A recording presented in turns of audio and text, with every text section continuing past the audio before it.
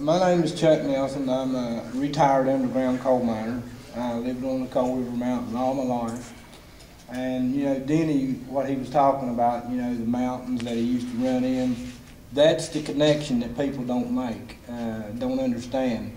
That people that have grown up in these hollers, their ancestors have grown up on this land for over 200 years. There's cemeteries on their lands. And, you know, there's that special connection between the land and the people. And when they start destroying your resources, such as poisoning your water, polluting your air, destroying your land, those are the essential things that you need to survive. I mean, we can live off the land. We can live off the mountains if we had to. But after they do this devastation, there's no possible way that it will ever recover. It'll never return back to what it was. They've already destroyed over 1.5 million acres of hardwood forest. And, you know, the industry likes to put it, well, we're creating jobs. Well, they're not creating jobs. When I worked in mines back in the 70s and 80s, we had 150,000 coal miners in West Virginia. And with this practice, mountaintop removal, it eliminates jobs. They have less than 17,000 coal miners, actual coal miners in West Virginia right now. And they like to add all these vendors to them and all the people that's connected with the industry. Well, you know, there's a whole lot more vendors connected to underground mining than there are mountaintop removal mining. With mountaintop removal mining, all it takes is bulldozers and explosives and a handful of employees. When you work underground, you got all these vendors. You got your roof bolts, you got your rock dust, you got your plates, you got, you know, your hydraulic oil. You got all these vendors, mine bits for your miner and your roof bolter. So you had a whole host of vendors that benefited from underground mining. Your gear? With the gear you wear. But, you know, going back to what they're actually doing is that when they do this process right here, when they come in there and they clear cut, these mountains are full of heavy metals. And they're locked inside these mountains. But when they're using 400,000 pounds of explosives every day, just in West Virginia. That's not counting Kentucky and Tennessee and Southwest Virginia. 400,000 pounds of explosives a day. My house, I live 14 miles from the clearest mountaintop removal site, and it shakes off its foundation every day. Between 4 and 5 o'clock, they're letting off blast, and it just shakes your house. I have a little scrapbook here. And this just goes to show you that, well, here's one little town, has been there for hundreds of years. It's called Lindy Town. It used to be a town. It's not there no more. Massey Energy has come in there and wiped out every house. And if y'all want to take time after we get through looking at this, here it shows this house here with a cemetery in the front yard. The house has got plywood all over it. They boarded it up. Here's the street showing the houses. Now this town's been here for hundreds of years. Every one of these houses up through here, nobody lives in them anymore. They boarded up every one of them. They just depopulated and bought out this whole community, and they'll destroy these places. They'll bring a bulldozer in, and you'll never know these communities ever existed. And this is not happening just in one or two places. This is happening all around us. The places we grew up in are not there anymore. The communities we grew up in are gone. They've disappeared. And they actually have a depopulation plan in our area to get rid of the people so they can actually do the work they want to do without having the people to stand up against them. Here's a church in Lindy Town, all boarded up. The same church. There's an old United Mine Workers office.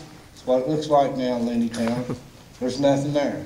There's one family left there. Out of about 70 or 80 families, there's one family that's still living there. Here's a cemetery. It's called the Cook Cemetery. You can't even get to this cemetery. You can't even go see your ancestors because the mine companies won't let you on the property. You have to be escorted. You have to be task trained by the company in order to go visit your ancestors. and you got to be escorted the whole time. And it takes a 2-week process to even get to the cemetery. I mean, stuff like this, the cemeteries have been up for 200 and 300 years. And this is a drag line. They stand 20-story high. This is what demolishes the mountain. You know, after we blow it up, these big earth-moving equipment, and these things are 22 stories high, these earth movers. But, you know, and right here, this is a good example. This guy's house, his block from the blasting has cracked his foundation, and he's using 4x4s to prop his house up and keep him falling over. Now, this is what people has to deal with that lives up and down these mountaintops and living sites. But the bad thing about it is when they blow these mountains apart, they're full of heavy metals. Well, just like Denny said, the first thing that goes over is the topsoil and the trees. They don't try to remove the trees, they just try to burn them. What don't burn, they shove over the hill and they shove the overburden on top of it. But as they blow up these mountains, you know, it exposes all these heavy metals. Well, they're getting shoved over into valley fields too. I mean, you got aluminum, selenium, arsenic, all cadmium, barium, all these heavy chemicals, heavy metals are going into our watersheds. And 90% of rural West Virginia is on well water. You know, they hadn't had to have no water. They had the best mountain water that you could find anywhere. And now their wells, if they have wells, most of them's been sunk, but the ones that do have wells is contaminated with heavy metals. Now I'm going to tell you a little bit about where, I got started in this about 5 years ago after, well, I worked for UMWA for 21 years, and then Massey came in and bought all the union mines up and turned everything into non-union. I did contract work for about 1.5 years, and I finally took a job with Massey, but that was just to get an insurance card for my kids. But eventually Massey took my job from me because where I lived at Sylvester, he had a prep plant just across the river from my house, and they was exposing the community with so much dust that, you know, and I was the closest one to this stockpile. I'd come home and I'd see 1 inch of coal dust laying on everything in the house. You know, I'm not going to live like that, and I'm not going to take it just to keep my job.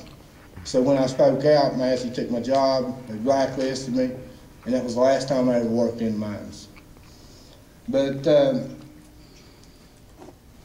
somebody have a question? You have a question, Jim? Yes, I understand, Sylvester, that on that preparation plant put in there, that the coal dust and all the pollution devalued the property at 10% of what it had been before in many cases. It did. You know, 'cause we couldn't sell our house for what, you know, fair marketplace. You're trapped. You can't reestablish yourself because you got no assets. Right. And this, well, you've heard of genocide, and for many places around the world. It takes a different form in West Virginia. It's pure and simple genocide. It's been going on with the Mountaintop movement for over 20 years, hasn't it? Yeah, it's exactly what it is. Are people getting any reduction in their property taxes? No, the property taxes don't change that. Just the big corporations, right? Yeah, just the big corporations one that gets tax breaks. They tear up the mountain, they make a fortune on the coal, they get a tax break for doing it. Yeah, and they pay just dollars on the land that they're leasing off with these land companies. I've got documentation on that stuff right with me.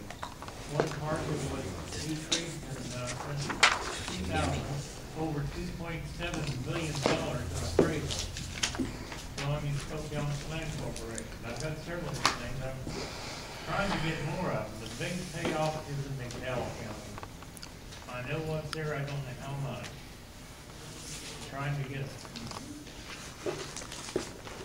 But yeah, it devalues your land. You know, nobody's going to buy your home sitting underneath a coal plant that's dusting everybody out. So your property value does drop.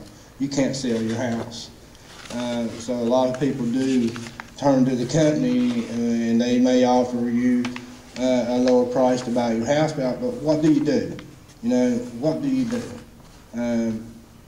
So, you know, I ended up leaving my hometown because of the dust, you know. I didn't want to leave my home.